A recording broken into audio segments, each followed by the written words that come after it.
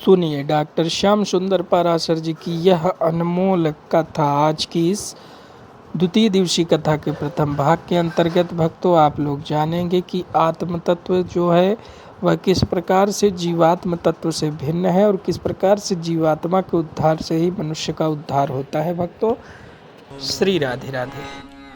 निर्मत्सराणां सतां वेद्यं वास्तवमत्र वस्तु शिवदं तापत्रयोन्मूलनम्।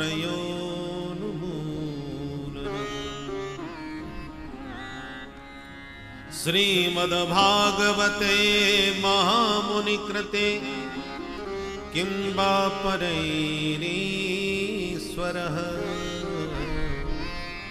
सद्यो हृद्यवरुद्धतेऽत्र कृतभिः शुश्रूषभिः तत्क्षणात्। निगमकल्पतरोर्गलितं फलम् शुकमुखादमृतद्रवसंयुतम्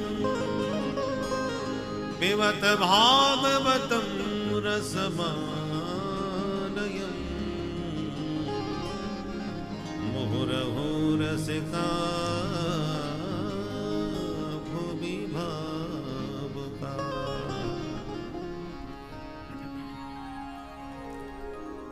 परम मंगलमय परात्पर परम अखिलेश्वर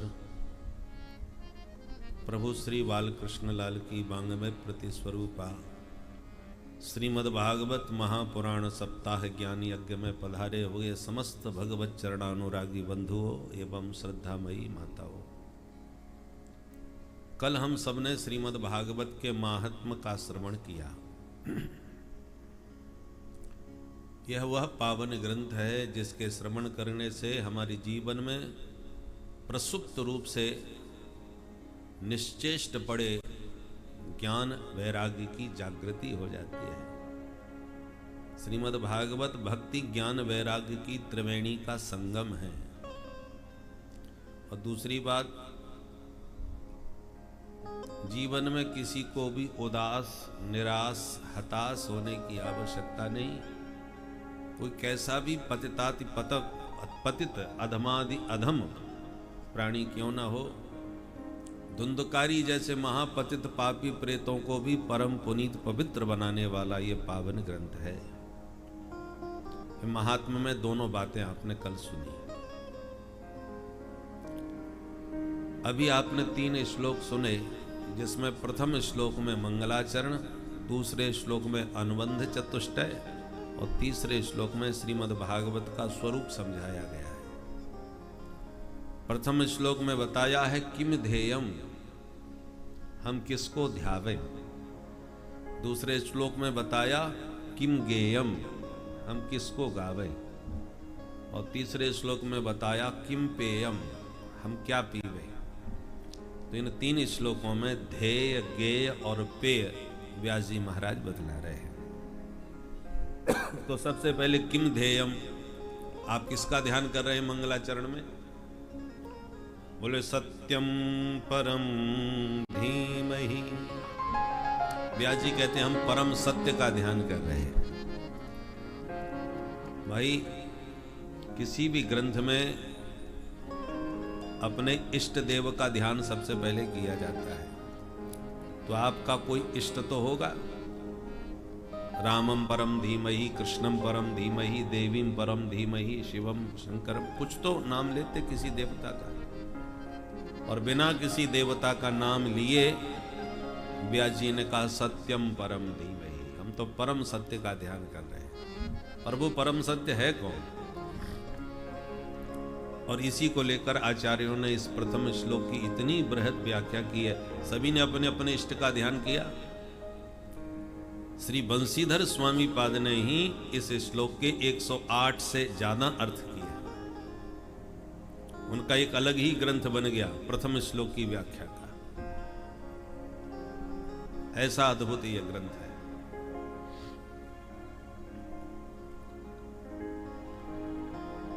सत्यम परम धीमहि कह के मानो ये कहना चाहते हैं व्यास जी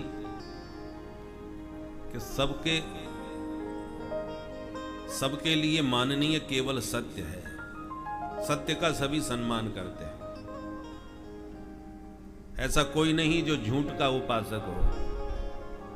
आप कह सकते हो कि हमने तो बड़े बड़े झूठे देखे हैं जो जीवन भर झूठ ही बोलते रहते हैं, झूठे ही लेना, झूठे ही देना, झूठे ही भोजन, झूठ चबेना।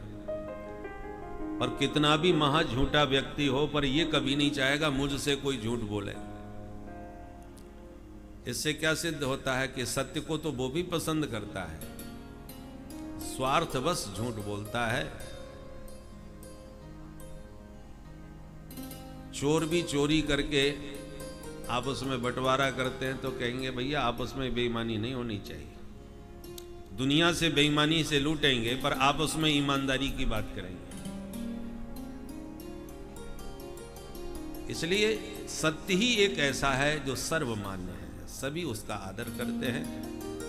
इसलिए व्यास जी ने श्रीमद् भागवत में ये सार्वभौम ग्रंथ होने के नाते सत्य की वंदना की। परंतु व्यास जी का अभीष्ट सत्य कौन है?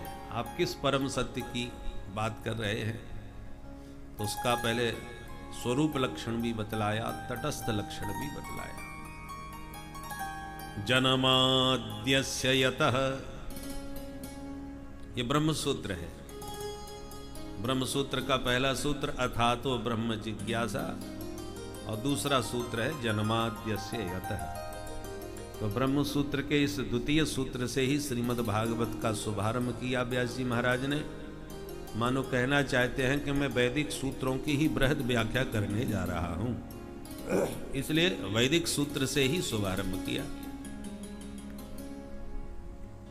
सूत्र का मतलब होता है लंबी चौड़ी बात को थोड़े शब्दों में कह देगा। इसी बात को मंत्रों में बड़े विस्तार से कहा गया है।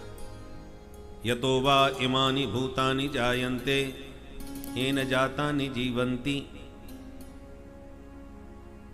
ये लंबी चौड़ी बात जो मंत्रों में विस्तार से कही गई है उसको केवल छोटे से सूत्र में व्यास जी ने पिरो दिया। जन्माद्यस्य यतः अस्य विश्वस्य यतः यस्मात् जन्म स्थिति भंगा भवन्ति तस्मै।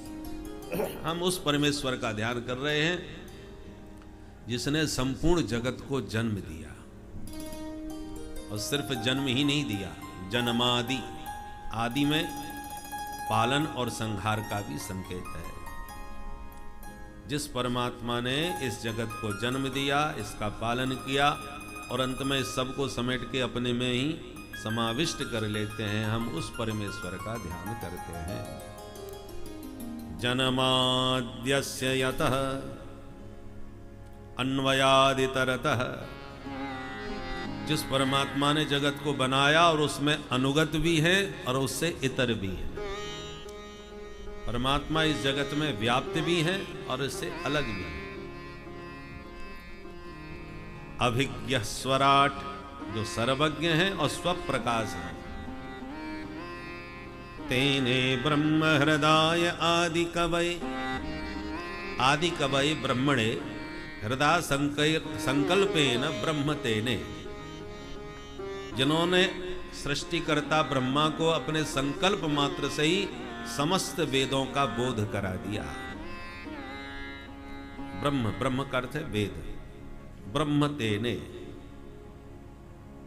जैसे गुरुदेव शिष्य को पढ़ाते हैं वेद पाठ, ऐसे भगवान ने पढ़ाया नहीं। हृदय माने संकल्पेन, भगवान सत्य संकल्प हैं, उन्होंने संकल्प किया और ब्रह्मा जी को समस्त वेदों का ज्ञान हो गया। जबकि मुह्यन्ति यत सूरयः, सूरयः विद्वांसः अपि मुह्यन्ति मोहं प्राप्नुवन्ति। वेदों के वास्तविक तात्पर्य को समझने में बड़े बड़े विद्वान व्यामोहित हो जाते हैं। वेद की भाषा बड़ी विचित्र होती है।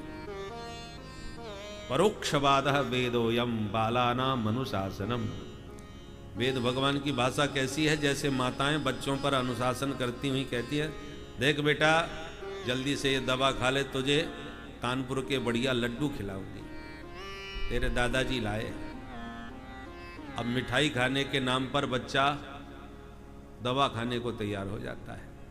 वैसे दवा के नाम से भाग रहा था, परंतु दवा के बदले में मिठाई भी खाने को मिलेगी तो आंख बंद करके, नाक बंद करके कैसे भी दवाई गटक जाता है।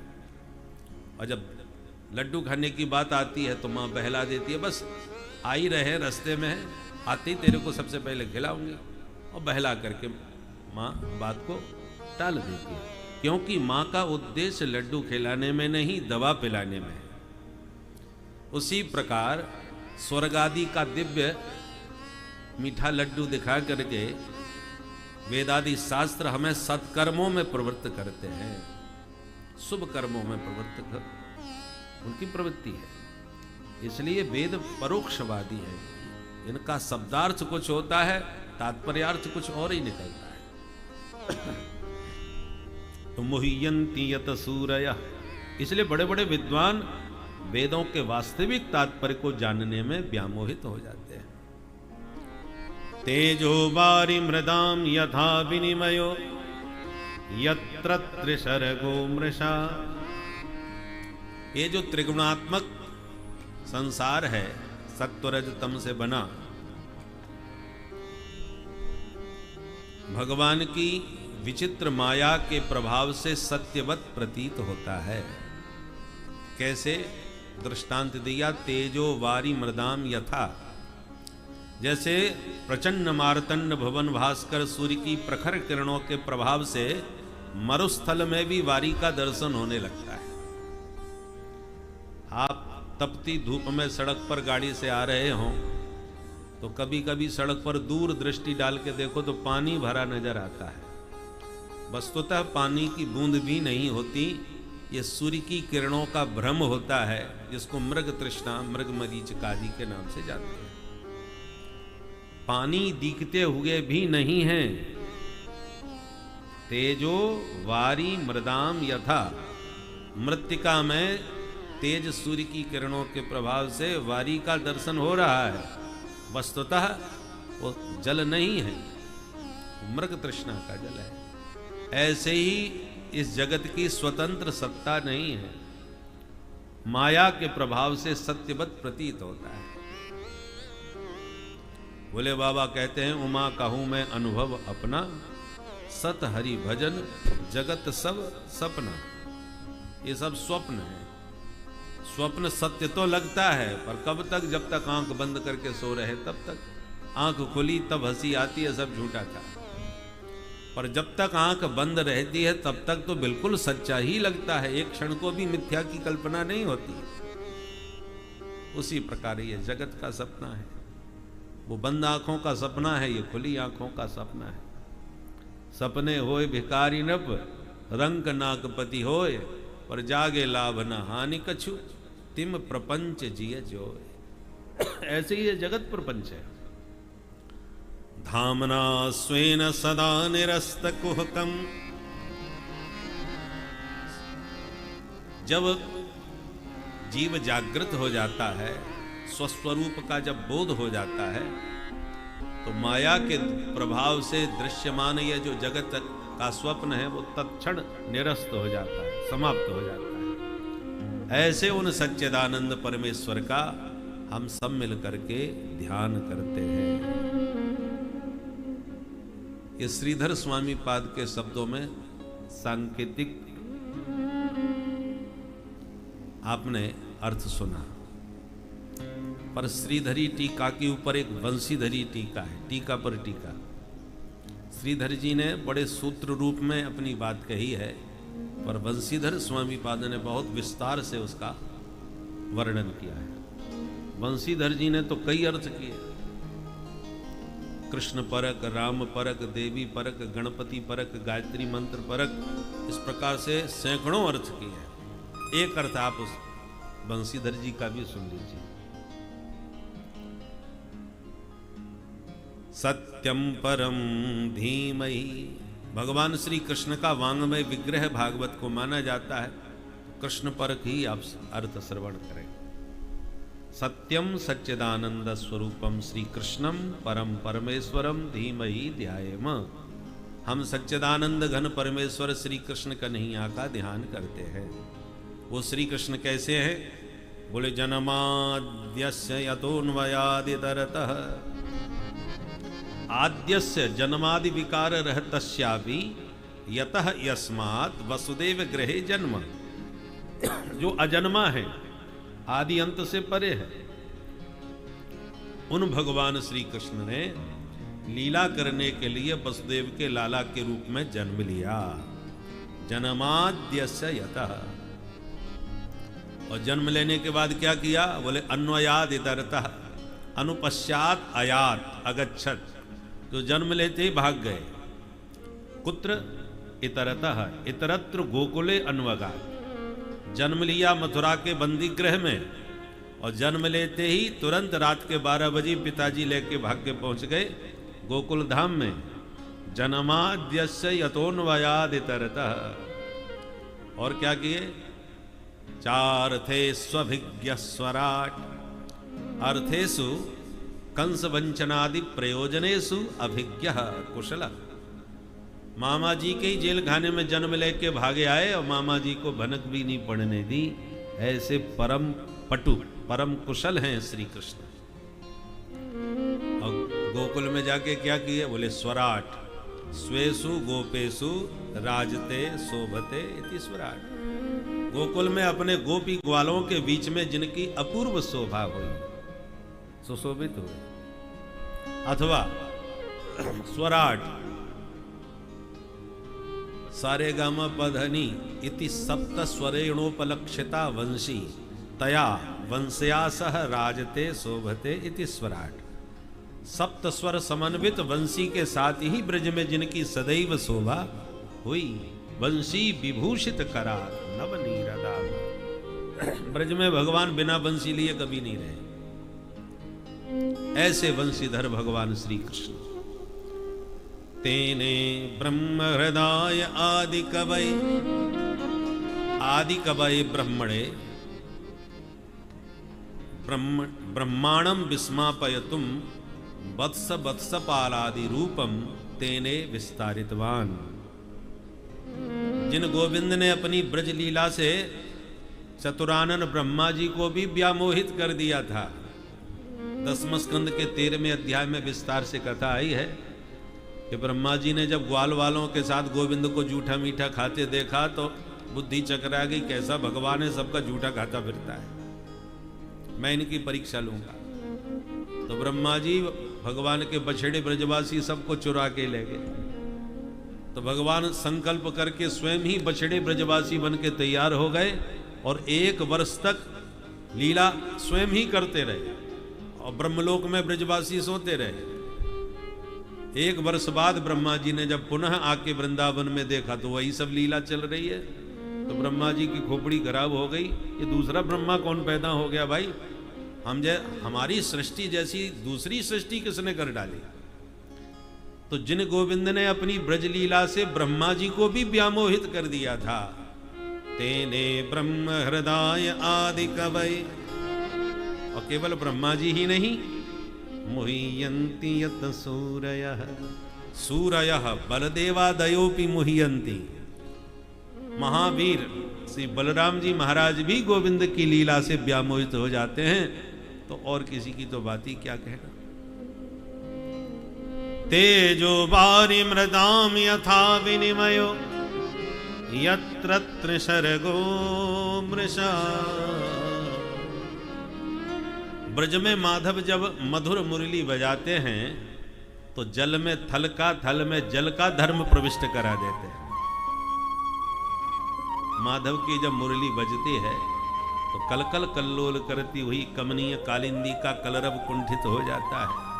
निरंतर प्रवाहमान यमुना की निर्मल जलधारा स्थिर हो जाती है, रुक जाती है, और ये गिरिराज गोवर्धन नाथ के शिलाखंड द्रवीभूत होकर के पिघलने लग जाते हैं, द्रवित हो जाते हैं। तो पाषाणाद्रेह द्रवत्वम यमुनाया काठिनत्वम। कठोरता, कठोर होना पाषाण का धर्म है और द्रवित होना जल का धर्म है। पर पाषाण द्रवित हो रहा है और यमुना कठोर हो रही है, स्थिर हो रही है। ये माधव की मुरली का चमत्कार है। तेजो वारी मृदाम यथा विनिमयो। एक बार गोपियों ने गोविंद से कहा, हे मुरलीधर, तुम चाहे जब बंसी मत बजाया करो। भगवान बोले, क्यों? किस किस समय न बजाऊं बताओ। गोपियों ने कहा, हे प्यारे मनमोहन, जब हम भोजन बना रही हों तब कृपा करके बंसी बिल्कुल मत बजाओ। भगवान मुस्कुरा के बोले, बाबरी, मेरी बंसी की तान सुन करके भोजन बनाएगी तो वो स्वादिष्ट भोजन बनेगा कि पाने वाले उंगली चाटते रह जाएंगे। गोपियां बोली, प्यारे, जब भोजन बनेगा तब ना कोई पाने आएगा। परेशानी क्या है? बोले, सबसे बड़ी परेशानी ये है, हम सूखी सूखी लकड़ियां जंगल से बीन के लाती हैं चूल्हा जलाने को, और भोजन हेतु जब चूल्हा हम फूंकती हैं, जलाती हैं, उसी समय आप बंसी फूंक देते हो। तो आपकी बंसी की तान सुन करके जितनी भी सूखी लकड़ियां हैं सब गीली हो जाती हैं, सब द्रवित हो जाती हैं, आर्द्र हो जाती हैं। और लकड़ी जब गीली हो जाएगी तो फिर भोजन, अग्नि ही नहीं जलेगी। जब आग नहीं जलेगी तो भोजन काय पे बनेगा महाराज। इसलिए मुरहर रंधन समय माकुर मुरलिरवम मधुरम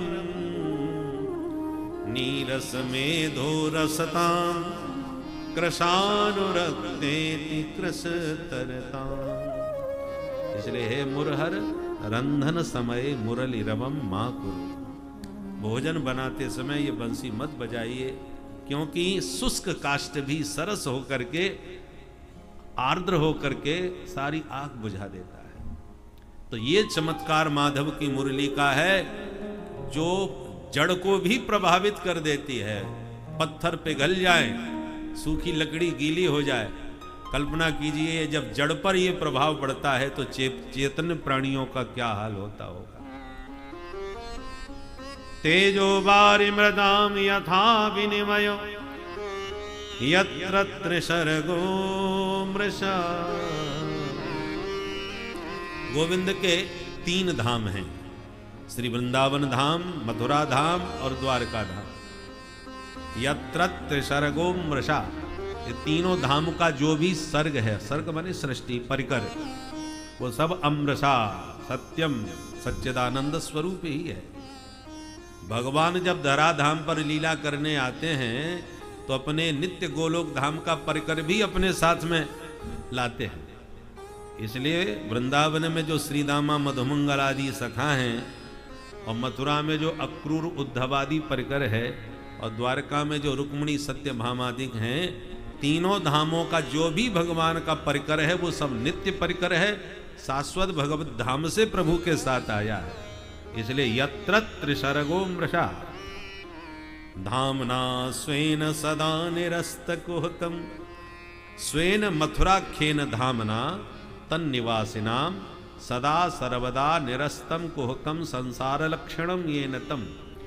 अर्थात इन तीनों धामों में जो भी भगवान का परिकर के साथ साथ जो भी जीव आश्रय लेता है, चाहे वृंदावन में, चाहे मथुरा में, चाहे द्वारका में, जो भी जीव इन धामों का आश्रय लेगा, भगवान उन्हें भी अपने माया के प्रभाव से मुक्त कर देते हैं। धामना स्वेन सदा निरस्त कुहकम, माया उन पर अपना प्रभाव नहीं जमा पाती, जो धामनिष्ठ होते हैं महापुरुष। ऐसे उन सच्चिदानंद कृष्ण कन्हैया के जो साक्षात परमेश्वर हैं, सत्यम परम धीमहि, उन परमेश्वर सच्चिदानंद घन श्री कृष्ण कन्हैया का हम सब मिल करके ध्यान करते हैं। बोल कृष्ण कन्हैया लाल की जय। और इसी प्रकार से सभी देवी देवताओं की वंदना इस भागवत के प्रथम श्लोक के मंगलाचरण में हो जाती है। अब द्वितीय श्लोक में अनुबंध चतुष्टय बतलाते हैं। अनुबंध चतुष्टय मतलब विशेष्याधिकारी च संबंधस्य प्रयोजनम। इस ग्रंथ का मुख्य प्रतिपाद्य विषय क्या है, इससे हमारा संबंध क्या है, इसको सुनने का या कहने का प्रयोजन क्या है, और इसके सुनने से लाभ क्या होगा, इस द्वितीय श्लोक में 3 बार अत्र अत्र अत्र कहा। धर्म प्रोज्झित कैतवोत्र परमो, अत्र अस्मिन् ग्रंथे प्रोज्झित कैतवः परमो धर्मः निरूप्यते। व्यास जी इस ग्रंथ में निष्कपट परम धर्म का निरूपण करने जा रहे हैं। यही इसका मुख्य प्रतिपाद्य विषय है। अब परम धर्म क्या है, इसकी कल थोड़ी सी चर्चा की जा चुकी है। सबई पुंसाम परो धर्मो यतो भक्ति अधोक्षजे। संसार में रहो, कमाओ खाओ, घर परिवार सबकी सेवा संभाल करो, परंतु जो भगवत प्राप्ति मनुष्य का जीवन का परम लक्ष्य है, वो ही हमारा परम धर्म है, उसे मत बोलो।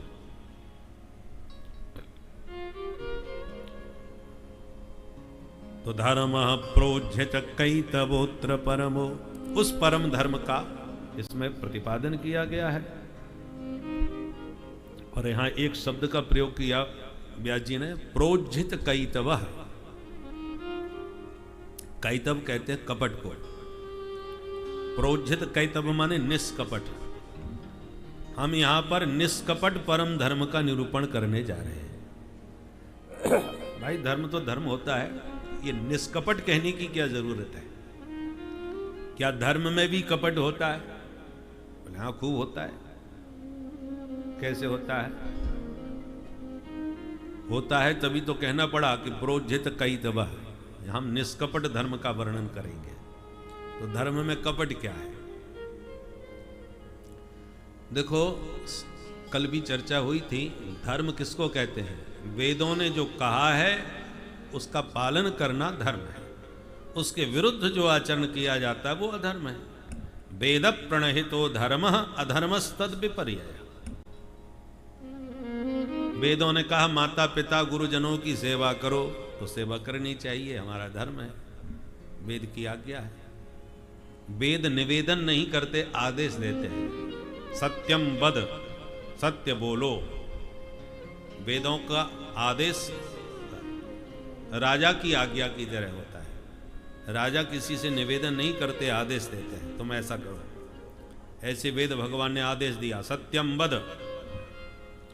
पर इसी बात को पुराणों में यदि कहना होगा तो वो जरा प्यार से कहते, मित्रवत उपदेश देते, सत्यम ब्रूयात, सत्य बोलना चाहिए। ये मित्रता की भाषा है। परंतु वेद भगवान ऐसा नहीं, वो तो वद, बोलिए, सत्य बोलो। ऐसे ही माता पिता गुरुजनों की सेवा करना वेदों ने आदेश दिया है, इसलिए वो हमारा धर्म है। परंतु यदि कोई पुत्र पिता की सेवा तो कर रहा है तो देखने में लगता है वेदाज्ञा में चल रहा है, माता पिता की सेवा कर रहा है। और कपटपूर्ण धर्म कब हो जाएगा? जब किसी स्वार्थ सिद्धि के लिए सेवा कर रहा हो।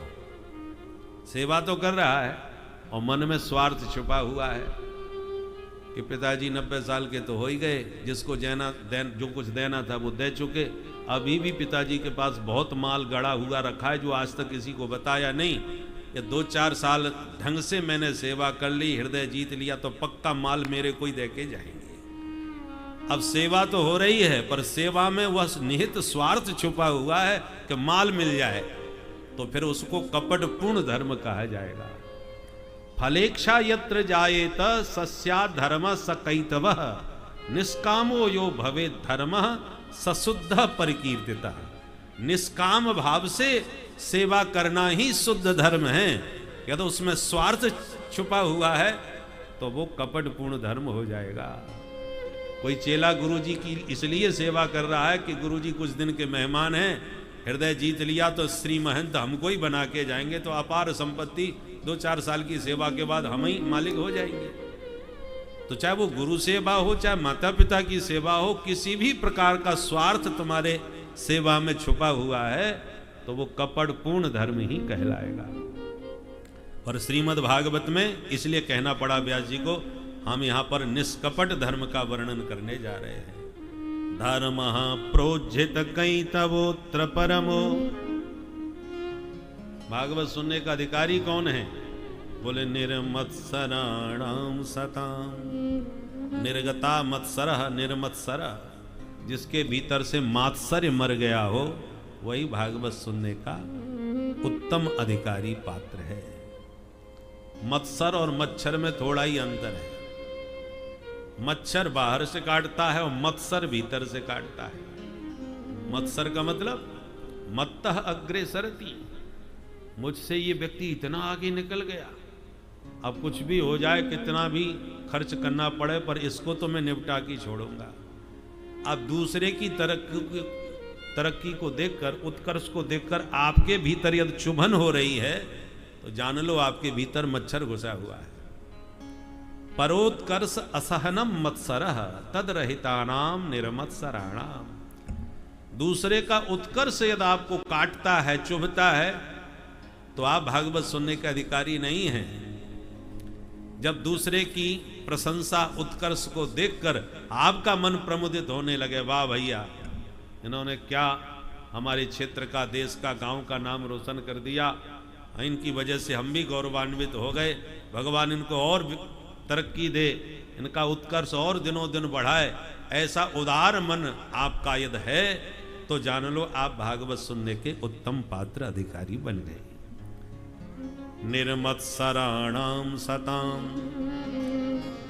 क्योंकि देखो निर्मत्सराणाम का विशेषण सताम, इसका मतलब सत्पुरुषों में भी, सज्जनों में भी ये बीमारी पाई जाती है, इसलिए कहना पड़ा निर्मत्सराणाम सताम।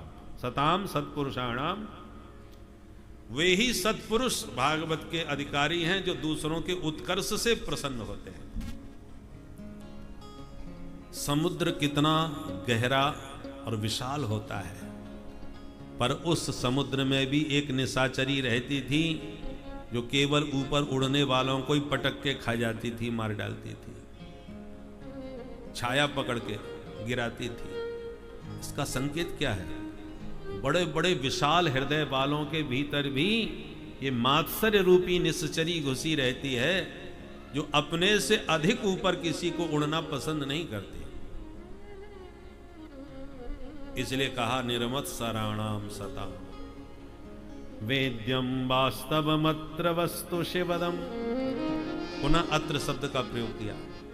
पहले कहा धर्मा प्रोज्झित कैतवोत्र, अत्र परमो धर्म निरूप्यते। अत्र शब्द में ध्वनि यह है कि अत्रैव निरूप्यते नान्यत्र। जिस परम धर्म निष्कपट भाव से जो वर्णन इस ग्रंथ में मिलेगा, वो अन्यत्र आपको कहीं उपलब्ध नहीं होगा। और पुनः कहा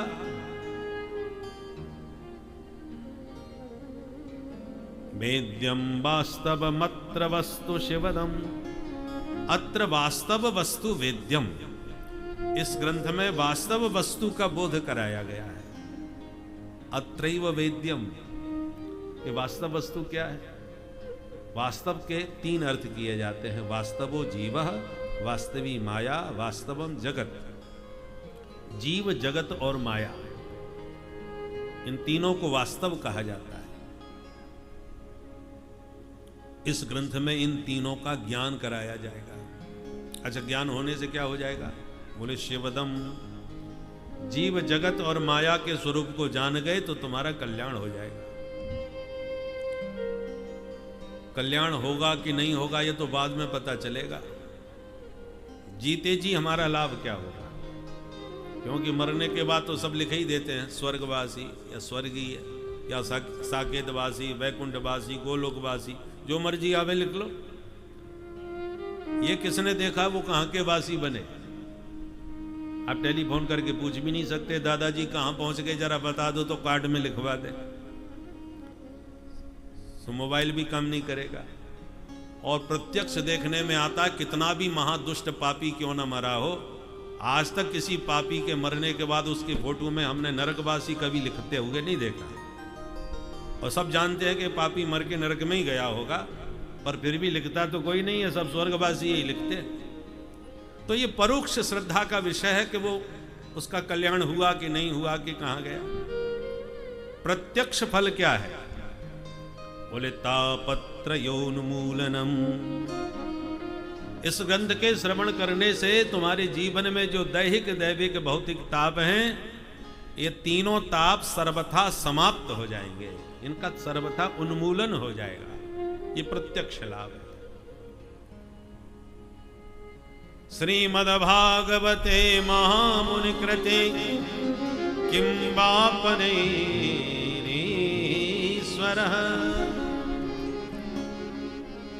श्रीमद् भागवत जो महामुनि श्री कृष्ण द्वैपायन वेदव्यास जी महाराज के द्वारा प्रकट किया गया ग्रंथ है, क्या इसके श्रवण करने पर भी ईश्वर की प्राप्ति हमें नहीं होगी? किंबाह परहि ईश्वरः, अर्थात अवश्य होगी। कितने दिन के बाद होगी? बोले सद्यो हृदयवरुद्धते त्रिकृतभिः। इस संसार को, त्रिगुणात्मक यह जो संसार है, इसको 14 भुवनों में बांटा गया है और उन 14 भुवन में पृथ्वी सबसे मध्य में है। यहीं से मनुष्य के कर्मों के से निर्धारण होता है कि जीवात्मा नीचे के 7 भुवनों में जाएगी या ऊपर के 6 भुवनों में। तो यह सब निर्धारण आपके कर्मों के आधार पर होता है। यदि आप ईश्वरीय तत्व में विश्वास रखते हैं, ईश्वरत्व को प्राप्त करते हैं, तो आप सत्य लोक अमर लोक को जाते हैं। नहीं तो आप जिस प्रकार से आपका कर्म उसी तरह से आपके भोग। भक्तों, इसीलिए कर्मों को अच्छा रखें, मन साफ रखें। भक्तों, श्री राधे राधे। प्रेम से सुनेंगे, जब मन उचट गया धीरे से खिसक जाएंगे, क्योंकि आप स्वतंत्र हैं।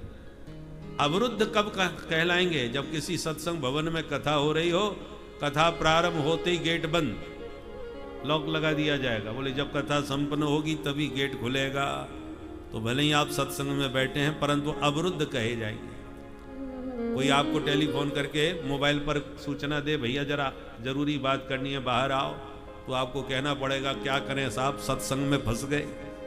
अब तो 6 बजे के बाद ही यहां से निकलना हो पाएगा। तो चाहते हुए भी जो न निकल पाए उसको अवरुद्ध कहते हैं। जेल खाने में, कारागृह में कैदी अवरुद्ध है, पर उसी जेल खाने में यदि जेलर साहब बैठे हैं तो वो विराजमान है। कैदी चाहते हुए भी बाहर नहीं जा सकता, पर जेलर साहब तो स्वतंत्र है। मौज आई तब तक बैठे, मन हो गया चल दिए। अवरुद्ध होने में, विराजमान होने में बहुत अंतर है।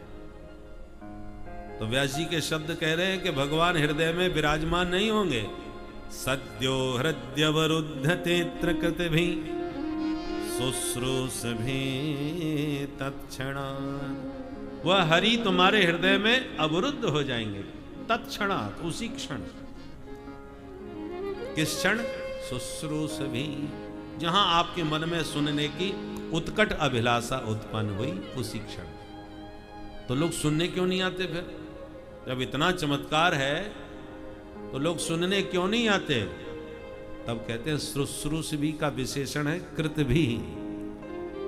कृतभिः का मतलब जब तक आपके सुकृत बलवान नहीं होंगे, पुण्य बल जब तक आपके पास नहीं होगा, तब तक सुनने की इच्छा ही आपके भीतर जागृत नहीं हो सकती। जन्मांतरे भवेत पुण्यम तदा भागवतम लभे। जन्म जन्मांतर के पुण्य जब प्रबल होते हैं तभी सुनने की उत्कंठा होती है। अन्यथा तुम चाहे जितने कार्ड भेज दो, चाहे जितने टेलीफोन करके उनको बुला लो, साहब एक दिन आओ तो सही, बहुत जोरदार कथा हो रही है, तो जवाब एक ही मिलेगा, तुम्हें भागवत की पड़ी है, हमें मरने की फुर्सत नहीं है, बहुत व्यस्त हैं भैया, इतना समय कहाँ जो बैठ के भागवत सुन सके। तो पुण्य बल जब नहीं होता तो चाहते हुए भी आप सुन नहीं सकेंगे। कोई ना कोई बाधाएं ऐसी आई, पहले तो इच्छा ही नहीं होगी, इच्छा भी हो गई तो बाधाएं इतनी आ जाएंगी आप चाहते हुए भी नहीं सुन पाएंगे। आवत यह सर अति कठिनाई, राम कृपा बिनु आव न जाई। राम कृपा बिनु सुलभ न सोई।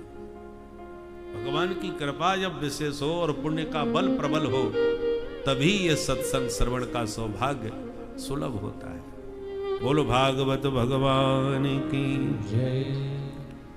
निगम कल्पतरोर गलितम फलम, सुख मुखाद मृत द्रव संयुतम, पिबत भागवतम रसमालयम, मुहुरहु रसिका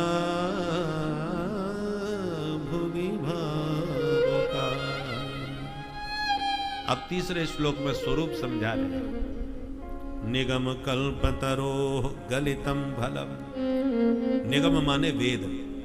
नितराम गमयति बोधयति स निगमो वेदः। जो निरंतर भगवत तत्व का ज्ञान कराता है, वो भगवत तत्व का बोध कराने वाले उस ग्रंथ को वेद कहते हैं, निगम कहते हैं। निगम कल्पतरो। वेद क्या है? बोले कल्पतरु है, कल्प वृक्ष। कल्पतरु माने कल्पितम संकल्पितम राति ददाति इति कल्पतरु। रादाने धातु, अर्थात जिसके छांव में बैठ करके आप जो कल्पना करो वही वस्तु आपको प्रदान कर दे, उसका नाम कल्पतरु, कल्प वृक्ष। तो वेद भी कल्प वृक्ष है। किसी ने कहा वेदों की उपमा वृक्ष से दे रहे हो। बोले हम सामान्य वृक्ष से उपमा थोड़ी दे रहे हैं, हीनोपमा नहीं है, कल्प वृक्ष की उपमा दे रहे हैं। क्योंकि जैसे कल्पनाओं को, मनोरथों को कल्प वृक्ष पूर्ण करता है, ऐसी वेदों में ऐसे ऐसे मंत्र हैं जिससे आपके सकल मनोरथों की सिद्धि हो सकती है। जो चाहो सो पा जाओ, ऐसे वेदों में मंत्र हैं।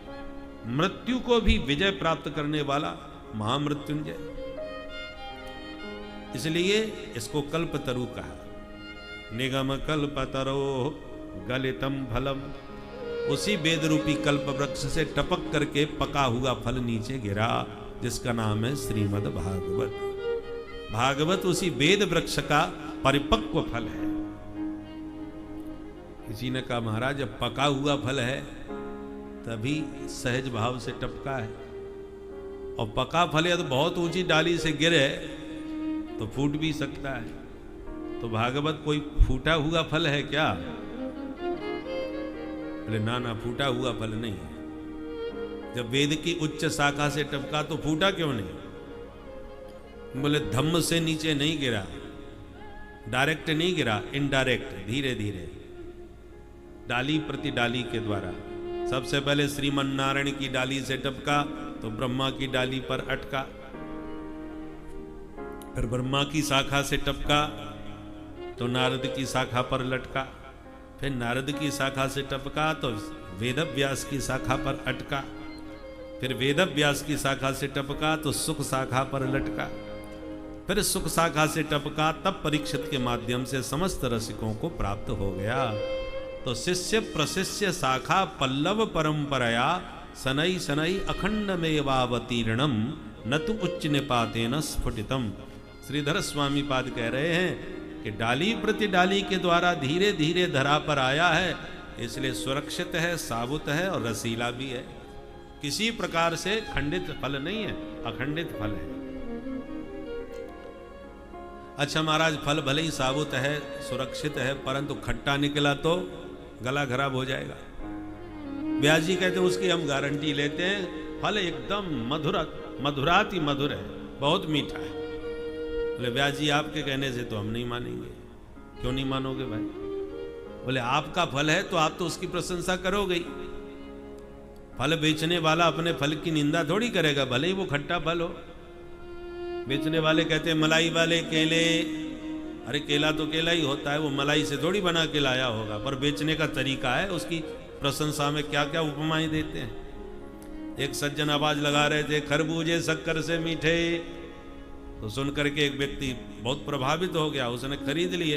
अमनिया करके जब पाया तो बिल्कुल फीका, कोई स्वाद ही नहीं उसमें।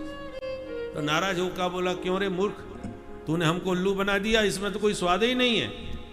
बेचने वाले ने हाथ जोड़ के कहा नाराज मत होइए साहब, मैं चिल्ला चिल्ला के कह रहा हूं खरबूजे शक्कर से मीठे, शक्कर डाल के खाओगे तब मीठे लगेंगे ना। मैं बोल तो रहा हूं आपसे, फीके हैं तभी तो कह रहा हूं खरबूजे शक्कर से मीठे, शक्कर डाल के खाओ तो मीठे लगेंगे। तो ये बेचने वाले का गुण है कि वो अपने फल की कैसे प्रशंसा करके ठिकाने लगा दे।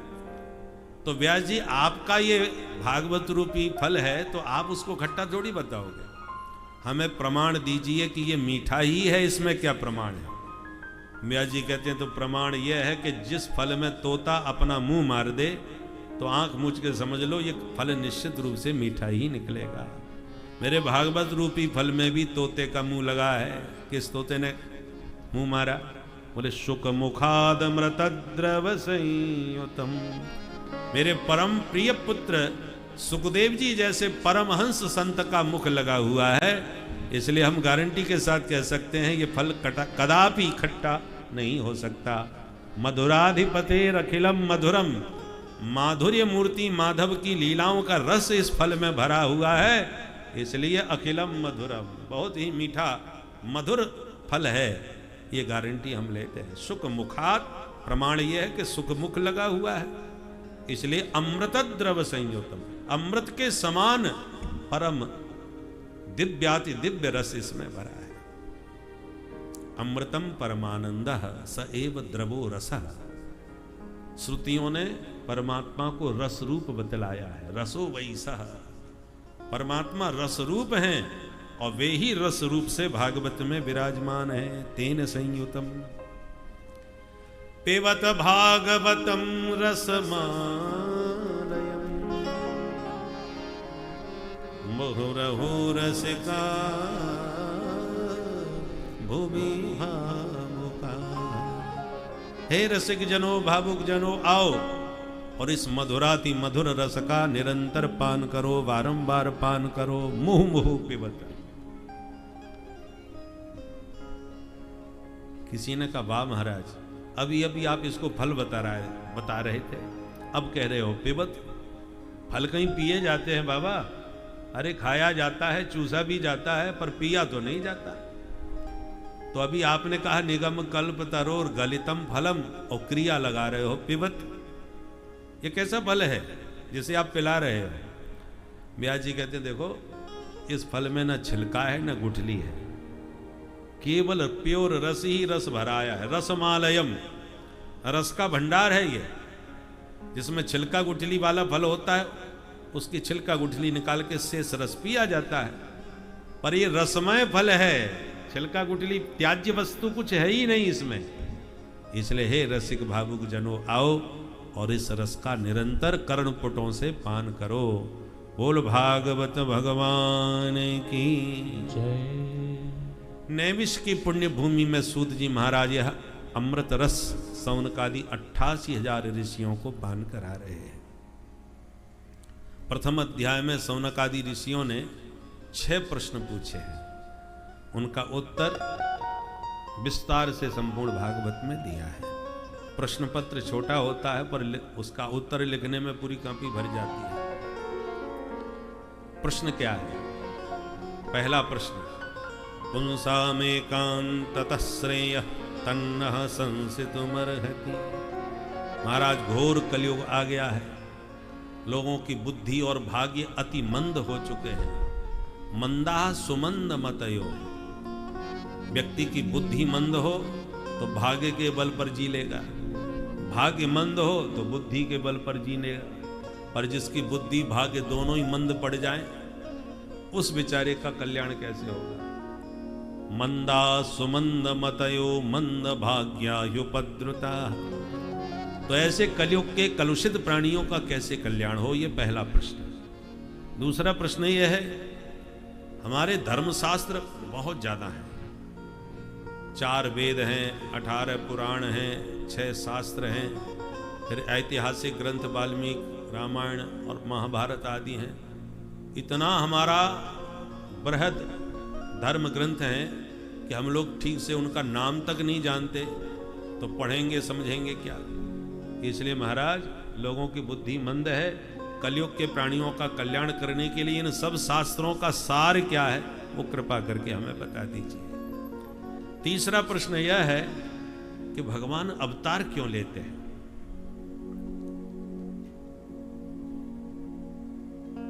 जिनके संकल्प से सृष्टि का सृजन संहार सब कुछ संभव है, उस सर्वशक्तिमान प्रभु को अवतार लेने की क्या आवश्यकता पड़ती है? चौथा प्रश्न यह है कि अवतार लेते ही हैं भगवान, तो कितने अवतार लिए, कहां कहां किस किस रूपों में अवतार हुए? क्योंकि आजकल भारत में आए दिन नए नए भगवान पैदा हो जाते हैं। तो शास्त्र सम्मत भगवान के कितने अवतार हो गए, ये कृपा करके आप बता दें। पांचवा प्रश्न यह है कि किस अवतार में क्या क्या लीला चरित्र भगवान ने किए, उन लीला चरित्रों का आप बहुत विस्तार से हमें वर्णन करके सुनावें। और छठवां प्रश्न यह है कि जब लीला सम्मरण करके भगवान अंतर्धान हो जाते हैं, स्वधाम गमन हो जाता है, तब ये धर्म किसका आश्रय लेता है, किसकी शरण में जाता है। ये 6 प्रश्न पूछे हैं। किम श्रेयः शास्त्र सारः कः स्वावतार प्रयोजनम किम कर्म केवताराश्च धर्मः कम शरणं गतः। इन प्रश्नों को सुन करके सूत जी महाराज बड़े प्रसन्न हुए और बोले, महात्माओं, आपने लोक मंगल की भावना से बहुत ही सुंदर प्रश्न किए हैं, परंतु इन प्रश्नों का उत्तर देने से पहले हम अपने गुरुदेव भगवान का ध्यान कर लें, फिर उनकी कृपा से आपको उत्तर देंगे। तो श्री सूत जी महाराज ने अपने सदगुरु भगवान सुखदेव महामुनि का 2 श्लोकों में ध्यान और वंदन किया। कैसे हैं सुखदेव जी? यम प्रव्रजन्तमनुपेतमपेत कृत्यम द्वैपायनो विरह कातर आजुहाव पुत्रेति तन्मयतया तरवोभिनेदुस् तं सर्वभूत हृदयं मुनिमानतोऽस्मि।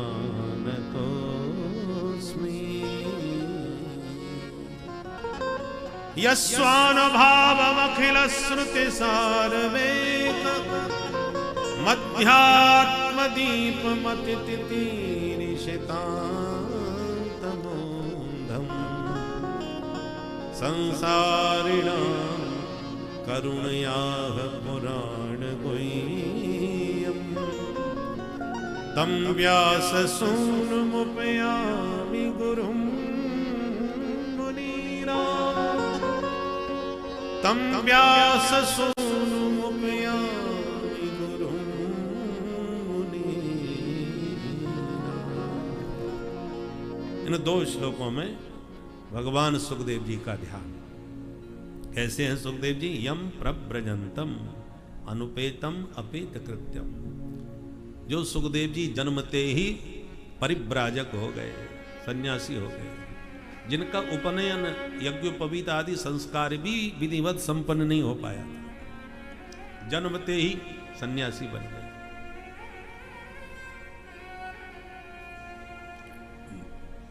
बालक यदि ये कहता है कि माते अहम गच्छामि, माताजी मैं जा रहा हूं, इसका मतलब खेलने जा रहा हूं, थोड़ा घूमने जा रहा हूं, अभी आता हूं। परंतु गच्छामि की जगह यदि कहता है माते अहम व्रजामि, अर्थ वही है जो गच्छति का गच्छामि का अर्थ है, वही व्रजामि का भी है। मैं जा रहा हूं और व्रजामि का प्रयोग हो रहा है, इसका मतलब विलंब से आऊंगा।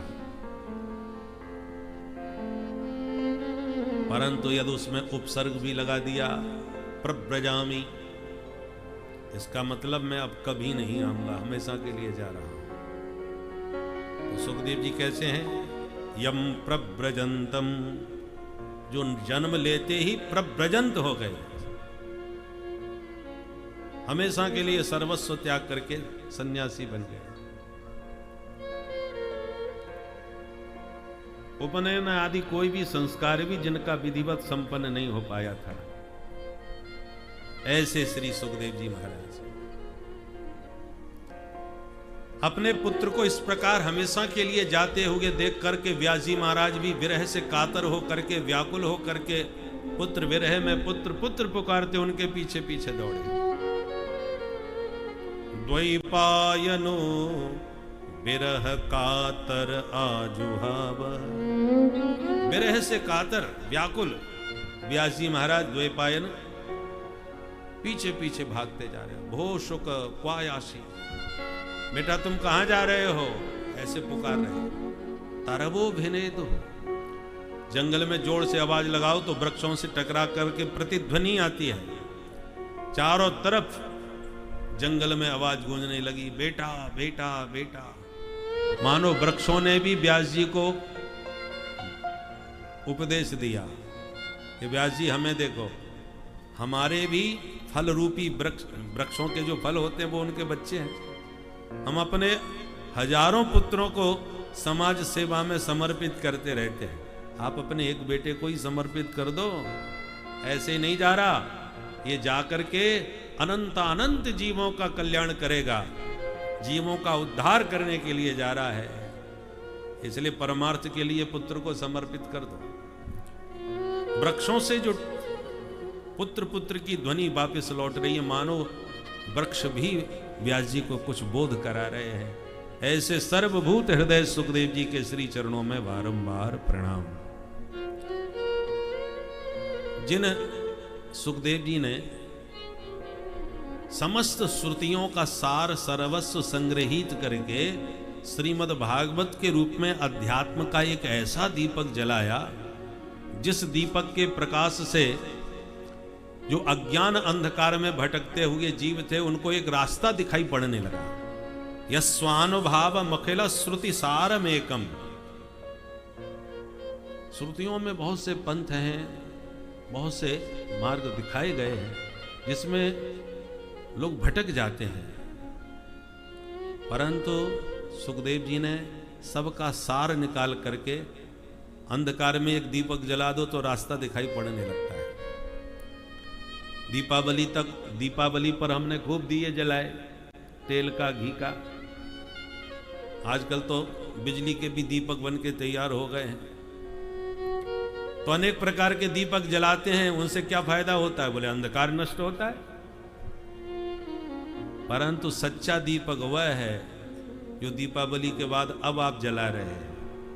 अध्यात्म दीप मत तितिरिषिताम तमोधम, इसको अध्यात्म दीप कहा गया। श्रीमद् भागवत का नाम है अध्यात्म दीप।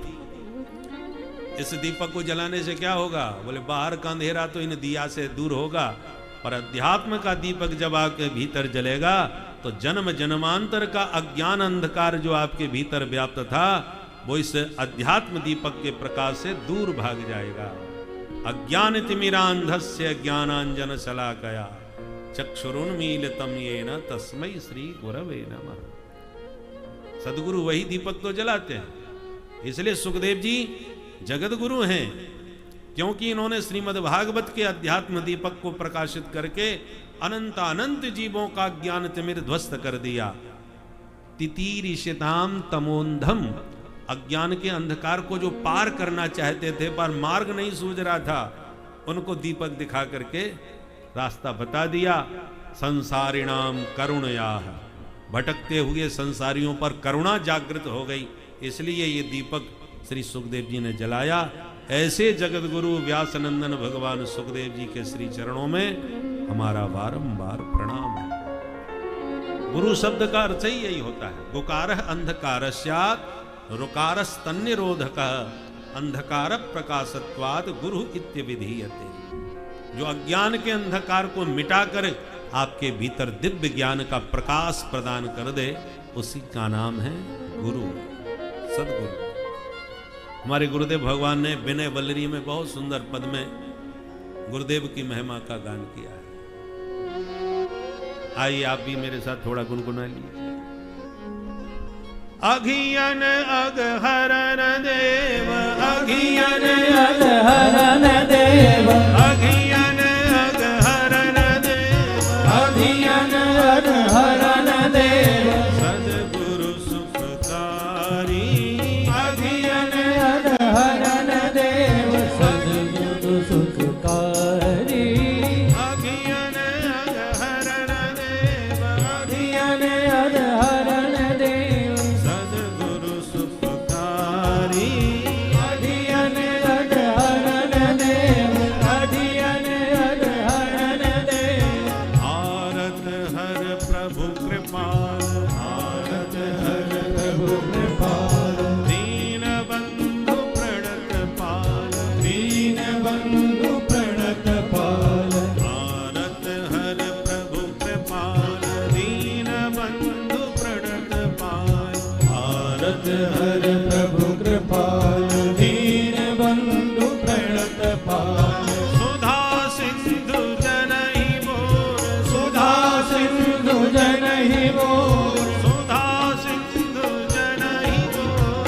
राधा सिंधु जनहि भोर अभय करण हारी अघियन अघ हरण देव अघियन अघ हरण देव सद्गुरु सुखकारी अघियन अघ हरण देव अघियन अघ हरण देव मंत्र तारक भानु सम मंत्र तारक भानु समा दय हरहि घोर तमा मैं हरहि घोर तमा मंत्र तारक भानु सम दय हरहि घोर तमा मंत्र तारक भानु समा दय हरहि घोर तमा ज्ञान ज्योति परम छाय ज्ञान ज्योति परम छाय ज्ञान ज्योति परम छाय ज्ञान ज्योति परम छाय जनहि करत पारी अघियन अघ हरण देव अघियन अघ हरण देव सद्गुरु सुखकारी अघियन अघ हरण देव अघियन अघ हरण देव राम में रमाय नित्य राम मैं रमाय नित्य बिलग होत नाही चित्त बिलग होत नाहि चित्त राम में रमाय नित्य बिलग होत नाही चित्त राम मैं रमाय नित्य बिलग होत नाहि चित्त स्वामी सेवक स्वभाव स्वामी सेवक सुभाव स्वामी सेवक स्वभाव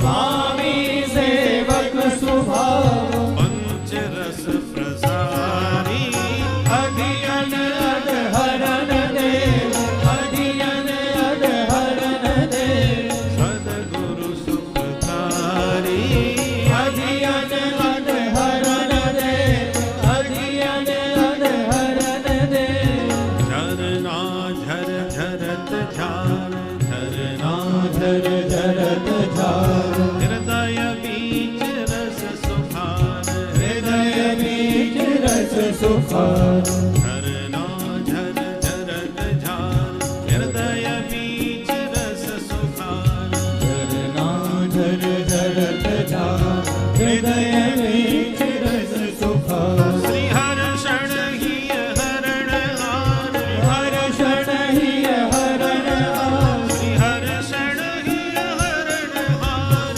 हर्षण ही हरण हार श्री हर्षण ही हरण हार हर्षण ही हरण हार गुरु पर सब भारी अघियन अघ हरण देव अघियन अघ हरण देव सद्गुरु सुखकारी अघियन अघ हरण देव अघियन अघ हरण देव अघियन अघ अघियन अघ अघियन अघ हरण रे।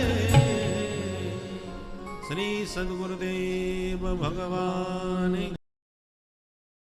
भक्ति के विषय में यदि किसी भक्त का दृष्टांत लेना है तो हम पवन सुत हनुमान जी का दृष्टांत ले सकते हैं कि जो एक ऐसे कुल में उत्पन्न हुए थे कि जिसका नाम लेने से सुबह आहार नहीं मिलता, किंतु प्रभु की ऐसी लीला कि नाम जप करते करते ही वह हनुमान जी प्रभु के समान हो गए और आज संसार में हर जगह पूज्यमान है। ईश्वरत्व आ गया इनके अंदर, प्रभु की कृपा ऐसी, वही हनुमान जी आज भगवान बन गए। तो यह भक्ति की ही शक्ति का परिणाम है। इसीलिए भक्तों, भक्ति करो, मन लगा के करो। इस जीवन में बहुत डरवाएंगे आपको सब, लेकिन बिना डरे आप सिर्फ और सिर्फ भक्ति में अपने मन को लगाओ। भक्तों, श्री राधे राधे। सदगुरु के श्री चरणों में हम बारंबार प्रणिपात करते हैं। श्री सदगुरुदेव भगवान की जय। सूत जी कहते हैं, ऋषि हो, लोक मंगल की भावना से तुम्हारे प्रश्न बहुत ही उत्तम हैं।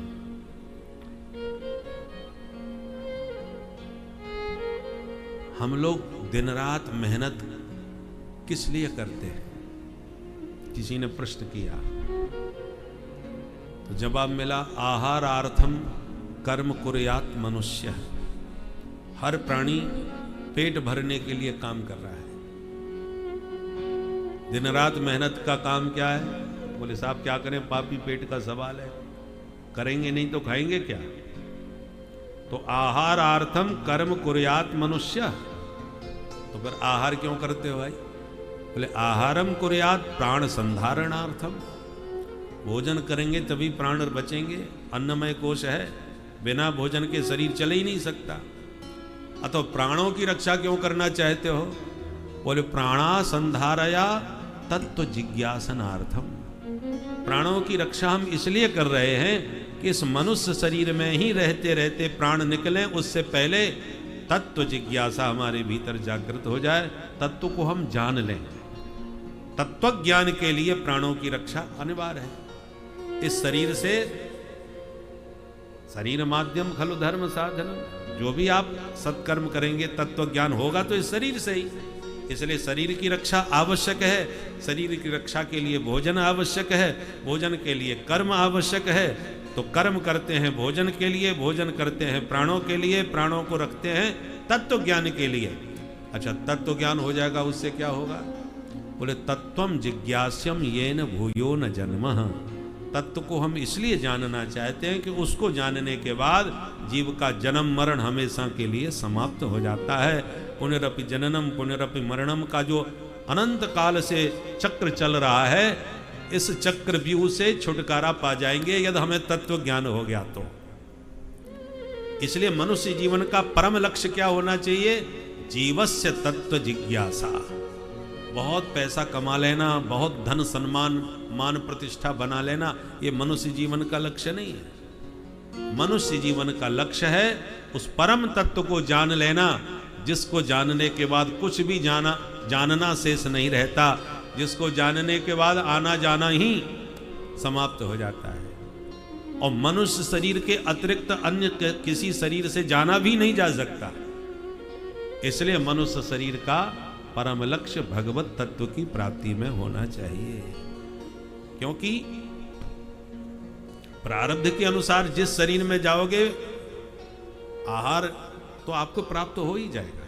प्रारब्ध से मिलता है सुख सामग्री। सर्वत्र लभ्यते दैवात यथा दुःखमयत्नतः। प्रारब्ध में दुख लिखा है तो तुम कहीं भी जाओ, दुख तुम्हारा पीछा छोड़ेगा नहीं, पीछा पड़ा रहेगा। तो जैसे प्रारब्ध के द्वारा प्राप्त दुख आपके पीछे पहुंच ही जाता है, ऐसे प्रारब्ध के अनुसार प्राप्त भोग भी तुम्हें प्राप्त हो जाएगा, चाहे तुम किसी भी शरीर में जाओ। कुत्ते भी बल गए और प्रारब्ध तगड़ा है तो किसी साहूकार के घर में पलोगे, चकाचक एयर कंडीशन गाड़ियों में घूमोगे, चकाचक माल खाओगे। मनुष्यों के भी उतने ठाट नहीं होते जो कुत्तों के हो जाते हैं। बोलो राधे राधे। इसलिए सर्वत्र लभ्यते दैवात यथा दुःखम यत्नतः। जैसे बिना प्रयत्न के आपको दुख प्राप्त होता है, उसी प्रकार प्रारब्ध जनित सुख भी आपको बिना प्रयत्न के प्राप्त होके ही रहेगा। इसके लिए बहुत चिंता की आवश्यकता नहीं है। मानव शरीर तत्व ज्ञान के लिए मिला है, उसी में जीव को प्रयत्नशील होना चाहिए।